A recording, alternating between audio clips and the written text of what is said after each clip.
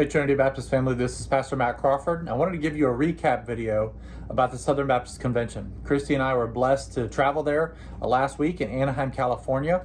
And overall, it was a great week. Personally, first of all, for Christy and I, it's like a retreat because we are able to hear great preaching and worship the Lord and spend time together with great friends. It's like a reunion in that.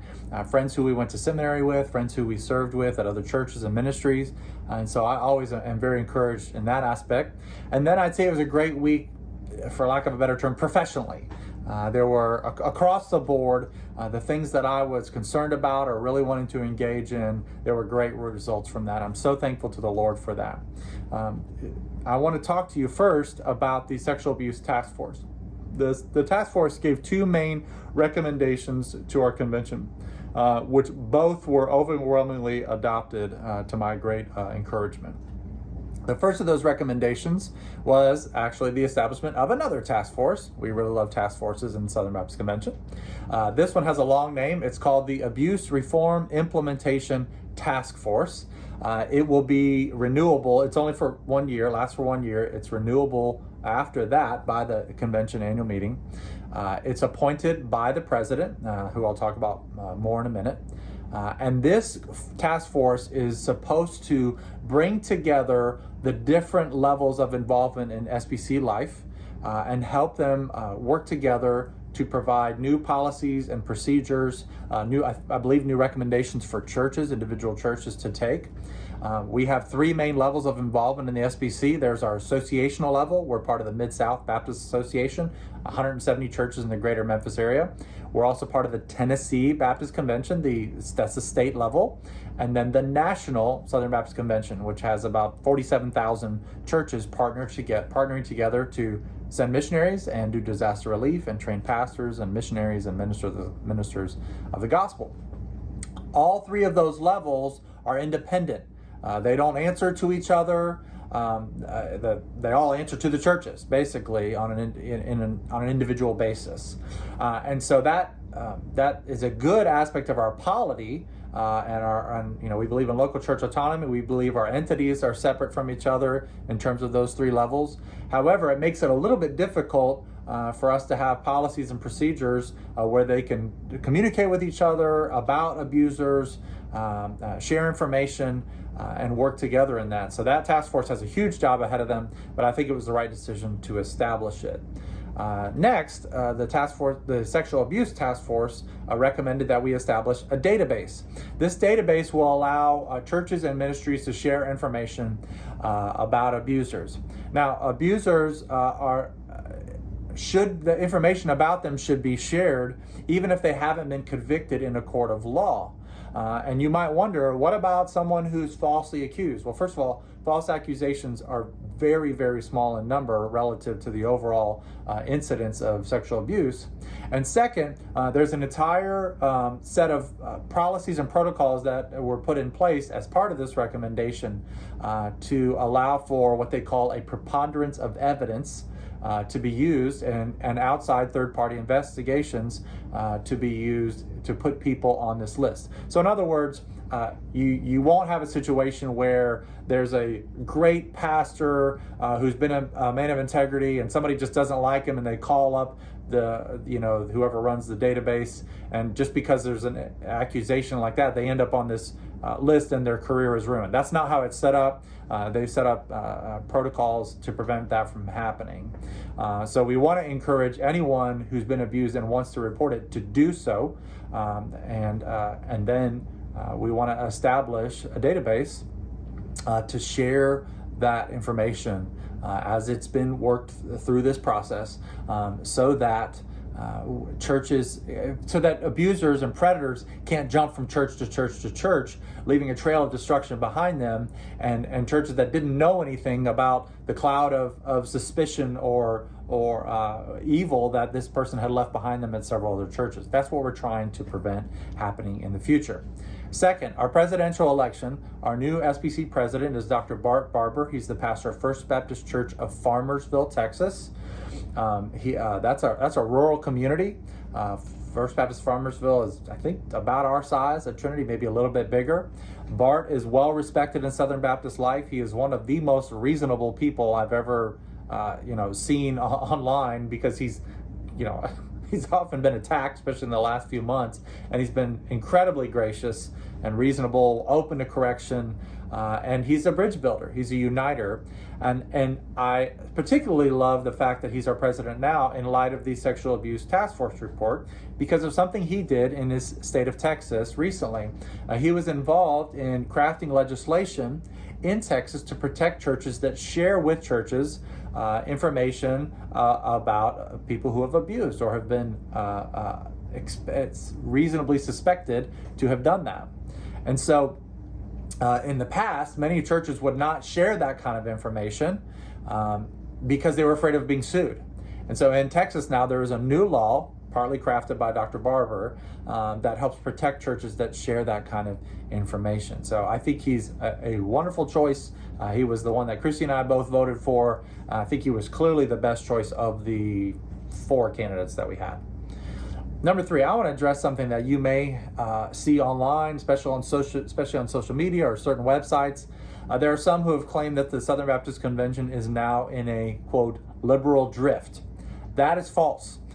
I am solidly conservative, as are the vast majority of Southern Baptists, as is evidenced by the votes that we had repeatedly this week. We used to have actual liberal theology in our seminaries years ago, decades ago, but not anymore. Back in those days, you might have professors who denied the historicity of actual miracles or the virgin birth, or had other liberal theological positions. That's not the case these days. There may be some things taught in our seminaries that, lower tier theological issues that you or I might have different positions on, but I have 2 degrees from our seminaries.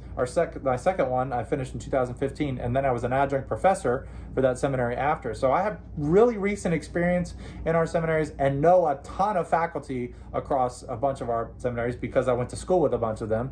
And we are not a liberal a theologically liberal group. The ones that are claiming that there is a liberal drift, in my opinion, in my view, number one, they really want to fight over way too many things. They just seem to have an attitude of drawing way too many lines in the sand. And I don't think it's healthy. And often they're quite uncharitable and unkind online, in social media and Twitter in particular. My 4th thing I want to talk about is actually an example of that. I want to show you or explain to you one example. This week there was some discussion, as we had last year as well, about abortion. Obviously, it looks like we are on the cusp of an overturning of Roe v. Wade. I'm very, very happy about that. But there are some within the pro-life movement who say that, in my opinion, drawing too much of a line, an unnecessary line in the sand, who say that what they call incrementalism in the pro-life fight is unacceptable. What do I mean by that? Well, over the last, we've been fighting Roe v. Wade for about 50 years, but over the last few years, you've heard about a lot of different types of laws put into place that gradually cut away different options for abortion, like a fetal heartbeat law. When those are put into place, at the age at which a heartbeat can be heard, an abortion is not allowed. I think that's a good thing in that it might save thousands of babies' lives. Is it where we want to be in terms of the abolition of abortion? No, that's not the final goal. But there are those who would say that if you take that sort of incrementalist approach, that you're compromising and you're not truly pro-life. I think that is an unnecessary line drawn in the sand. I am fully pro-life. I want to save as many babies as I can. And if it takes some incremental bills to get there, all the while working towards the goal of abolishing abortion, then I will take those saved lives. That's an example of the type of debate that we're having that I don't think it makes sense. I think it's an unnecessary line drawn in the sand. But instead, we should be working together to rescue babies' lives, to help single moms, to make an impact in our communities, and to help those who have been deceived about what abortion is. Last, My favorite part of the week, every week at the Southern Baptist Convention, is the International Mission Board Missionary Sending Celebration, where they share the name. Well, they actually can't always share the names, but in some cases, they share the names and destinations of missionaries, either single folks or married folks, and where they're going and what they're going to do, and we pray for them. And many of them, they actually had to stand behind a white sheet, and they were silhouetted, and I think in many cases they're probably not even giving their real first names, because they're going to places where it is illegal or dangerous to live on mission. There were a bunch of missionaries commissioned this time around that were that way. These brave souls trusting in the Lord and going to share the gospel despite the risk. I'm always emotional at this moment just to think about their commitment to the Lord's call, to the Great Commission. And also, it's just a reminder to me, the different controversies and arguments are sort of swept aside, and we remember why we partner together. Because God has given the Great Commission to not just every church, not just every pastor, but to every Christian. We are responsible to see the gospel go to the nations. And I believe the cooperative program, how we engage in that as a church, and how we send those missionaries, how we train them through our seminaries, is the most important thing we do together as a Southern Baptist Convention. We send them through the North American Mission Board to the United States and Canada, and through the International Mission Board to countries all across the globe. And by the way, I believe in the cooperative program, and in the months and years to come, I'm going to continue to ask us as a church to increase the percentage that we give to the cooperative program so we can be part of sending even more missionaries to complete the Great Commission. Jesus said, this gospel will be preached at the ends of the earth, and then the end will come. And we want to complete the mission that he gave us and see people from all tribes, languages, peoples, and nations come to know him. So pray for those missionaries. There are, I think, 54 missionaries that were commissioned and sent out. You can pray for the Lord to use them.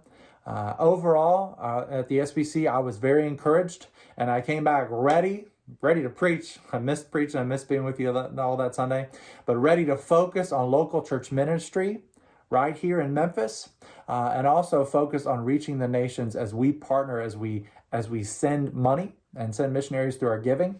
But also, I believe God is calling people from our church. It might be you to go on not only on a short-term trip, but to go and pour out your life for the nations overseas. I'm praying that he raises up people from within our church to do just that. If you have follow-up questions, please ask me. I'd love to talk to you. You can email me, call me at the church, catch me in the hall. Just get a hold of me whatever way you can. And feel free to share this video as well anywhere online. And God bless.